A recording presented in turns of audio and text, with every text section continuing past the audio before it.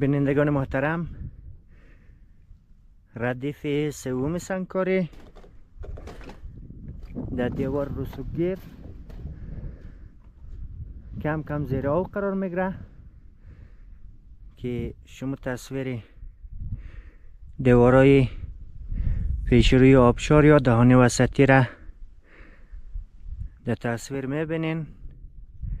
زیر آب شده ولی تغییرات آب آنچنانی معلوم نمیشه زیاد که ارتفاع سطح آب را متخمین زده میتونی تا 10 سانتی متر احتمال داره که تغییرات ارتفاع آب امروز داشته شیم. ردیف سوم سنگکاری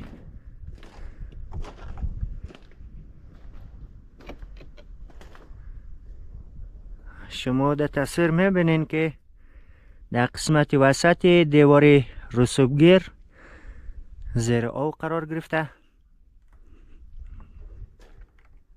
و بخیر در ارتفاع 4 متری دیوار رسوبگیر آب خود را کم کم مرسنه.